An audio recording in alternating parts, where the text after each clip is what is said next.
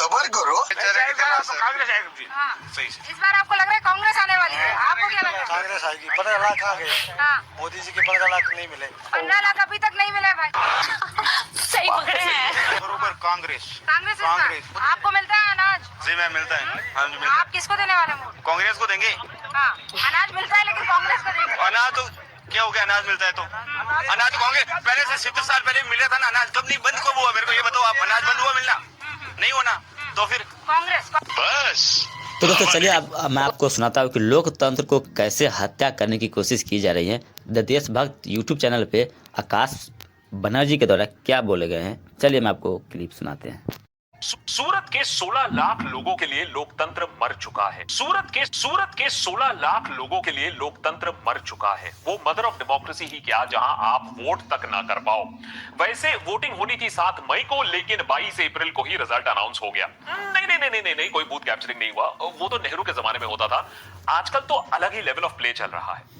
Election से 2 हफ्ते पहले बीजेपी के मुकेश दलाल को विजेता घोषित कर दिया, जब सूरत के कांग्रेस कैंडिडेट को इलेक्शन कमीशन ने डिस्क्वालीफाई कर दिया और बाकी के इंडिपेंडेंट कैंडिडेट्स अपने आप ही उन्होंने अपना नामांकन वापस ले लिया। इंदौर में फिर वही कहानी, 27 लाख वोटर्स को ठीक से चुनने का मौका तक नहीं मिल रहा है। 24 अप्रैल को अक्षय कांति बाम ने कांग्रेस के तरफ से नॉमिनेशन फाइल किया। उसी दिन डिस्ट्रिक्ट कोर्ट ने उनके खिलाफ एक सालों पुराना केस रीओपन कर दिया। 10 मई को सुनवाई के लिए बुलाया भी। और यहां लोग कहते हैं कोर्ट्स काम नहीं करती हैं, तारीख पर तारीख। ये देखिए ऑटोमेटिक काम चल रहा है। फिर अचानक 29 अप्रैल को बाम ने अपना नॉमिनेशन वापस ले लिया, साथ ही साथ बीजेपी को ज्वाइन भी कर लिया। बीजेपी नेता कैलाश विजयवर्गीय के साथ फोटो भी खिंचवाई। विजयवर्गीय ने कहा देखिए मोदी जी से इंस्पायर होकर बाम ने बीजेपी ज्वाइन कर लिया है, अपना नामांकन वापस ले लिया है। बेसिकली इंदौर को प्रॉपर कांग्रेस कैंडिडेट है ही नहीं चूज करने के लिए। खजुराहो में भी सेम स्टोरी, जहां इंडिया ब्लॉक के समाजवादी पार्टी की टक्कर होने वाली थी बीजेपी के कैंडिडेट के साथ, वहां रिटर्निंग ऑफिसर ने समाजवादी पार्टी के कैंडिडेट के नॉमिनेशन को रद्द कर दिया और बीजेपी को वर्चुअल वॉकओवर दे दिया।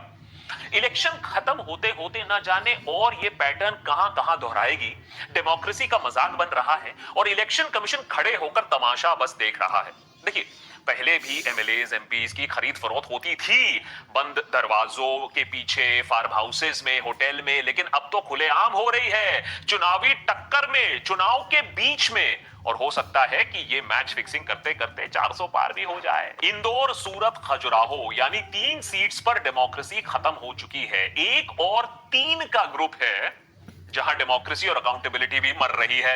ये 3 है देश के इलेक्शन कमिश्नर्स, राजीव कुमार, ज्ञानेश कुमार और सुखबीर सिंह संधू।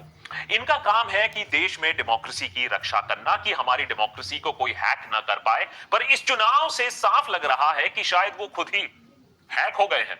ट्विटर पर लोग इलेक्शन कमीशन के लिए डेथ सर्टिफिकेट जारी कर रहे हैं और लेटेस्ट सीएसडीएस पोल का डेटा भी यही दिखाता है।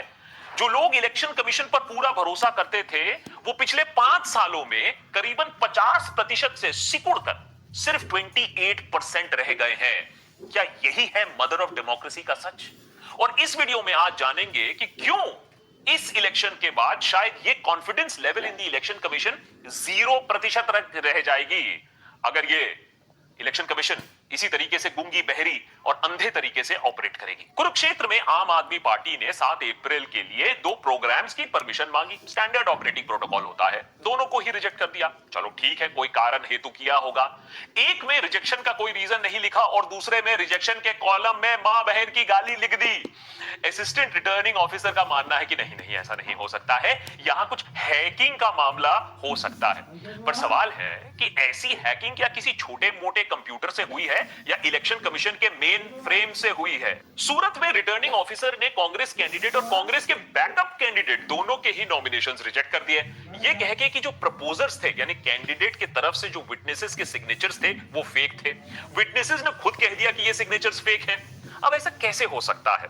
कांग्रेस लीडर्स का कहना है कि उनके नेताओं को डराया जा रहा है, धमकाया जा रहा है और वो बीजेपी का साथ दे रहे हैं, उनके साथ डीलिंग हो रही है। डील बन गई और कांग्रेस का कैंडिडेट मैदान से बाहर हो गया। बीएसपी के कैंडिडेट को भी प्रेशराइज कर दिया और उसने विड्रॉ कर लिया।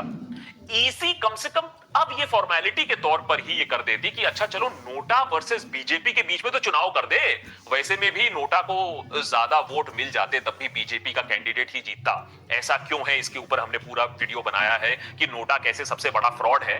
पर हो सकता है कि बीजेपी को नाक कटवाने का शौक नहीं हो तो डेमोक्रेसी का गला इसी तरीके से घोट दिया, सीधे सीधे बीजेपी कैंडिडेट को विजेता घोषित कर दिया।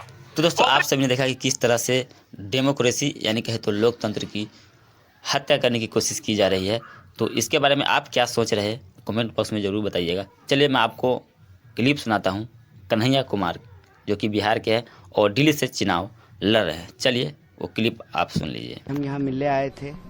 वैसे तो राजनीतिक भाषा में इसको शिष्टाचार मुलाकात कहते हैं, लेकिन मैं व्यक्तिगत तौर पे समझता हूँ कि ये हमारा एक आत्मीय मुलाकात थी, इस लिहाज से कि ये देश में जो परिस्थिति है अभी, जिस तरह से तानाशाही चल रही है, किसी को भी पकड़ करके बिला वजह जेल में बंद कर देना, इस तानाशाही के खिलाफ हम लोग पिछले कई सालों से लड़ रहे हैं और तानाशाही के खिलाफ इस लड़ाई में हम सब एकजुट हैं।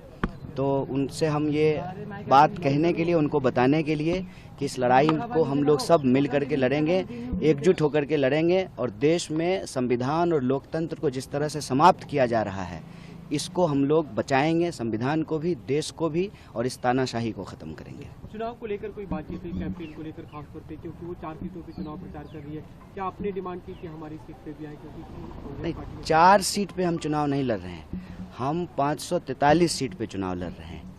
हम इंडिया अलायंस के सब लोग जो है घटक दल हैं और ये अलायंस पूरी तरह से एकजुट है। दिल्ली की भी 7 सीट पे चुनाव लड़ रहे हैं। तो जो भी हम लोग रणनीति बना रहे हैं वो किसी एक प्रत्याशी के लिए या एक पार्टी के लिए नहीं बना रहे हैं, वो दिल्ली के लिए बना रहे हैं, दिल्ली के लोगों के लिए बना रहे हैं, क्योंकि ये दिल्ली के लोगों के आत्मसम्मान का सवाल है। किसी को, एक व्यक्ति को सांसद बनाने का सवाल नहीं है, किसी एक व्यक्ति को प्रधानमंत्री बनाने का सवाल नहीं है, एक पार्टी की सरकार बनाने का सवाल नहीं है। सवाल है कि दिल्ली के लोगों को जिस तरह से अपमानित किया जा रहा है, जिस तरह से दिल्ली में तानाशाही चल रही है, जिस तरह से सीएम साहब को पकड़ करके जेल में डाल दिया गया है, इस तानाशाही के खिलाफ और दिल्ली के अधिकारों पे जो रोज़ बरोज़ हमले हुए, जिस तरह से और सुप्रीम कोर्ट के डिसीजन को ऑर्डिनेंस के तहत बदला गया, जिस तरीके से बार बार विकास के कार्यों को अटकाने की कोशिश की जाती है एडमिनिस्ट्रेटिव तरीके से, और अंततः कई नेताओं को पकड़ करके चुनाव के बीच में जो जेल में डाला गया है, मैं समझता हूं कि ये दिल्ली के लोगों को अपमानित किया जा रहा है। तो दिल्ली में जो लोकसभा का चुनाव हो रहा है ये दिल्ली के आम लोगों के आत्मसम्मान की लड़ाई है, और दिल्ली के ऊपर जो तानाशाही थोपी जा रही है, देश के ऊपर जो तानाशाही थोपी जा रही है, उस तानाशाही के खिलाफ दिल्ली के लोग एकजुट रहें, एक साथ रहें और हम सभी सीटों पर, 7 सीटों पर मिल करके लड़ रहे हैं और मिलकर रणनीति बना रहे हैं। अच्छा, कांग्रेस में भी फूट है आपके नाम को लेकर, लवली छोड़ देते हैं, खत लिखते हैं, आपका नाम भी का भी जिक्र करते हैं, तो इसे आप किस तरीके से देखते हैं? क्योंकि चुनाव के दौरान ये होना तो क्या नुकसान होगा या फिर किस वजह से आप मान रहे हैं? अव्वल तो जो है वो पत्र मुझे नहीं मिला है, अव्वल वो पत्र तो मुझे नहीं मिला है, ना मैंने वो पत्र पढ़ा है। और आपको मालूम है कि देश भर में बीजेपी जो कर रही है वो ज़्यादा खतरनाक है। रादर देन कांग्रेस के किसी पार्टी के नेता ने इस्तीफा दे दिया, उससे ज़्यादा खतरनाक चीज़ें देश में हो रही है। हमने देखा कि सूरत में क्या हुआ, हमने देखा कि इंदौर में क्या हुआ, हमने देखा कि खजुराहो में क्या हुआ।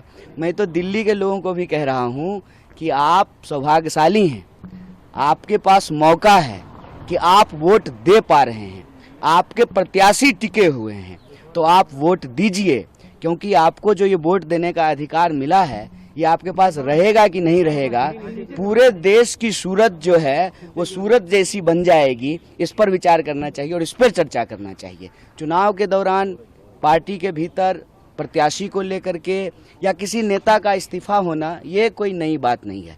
नई बात ये है कि प्रत्याशियों को डरा के धमका के बिठा देना, प्रत्याशियों को अपने साथ मिला लेना और चुनाव ही नहीं होने देना, ये ज़्यादा खतरनाक बात है। नॉमिनेशन फाइल कर रहे हैं अपना?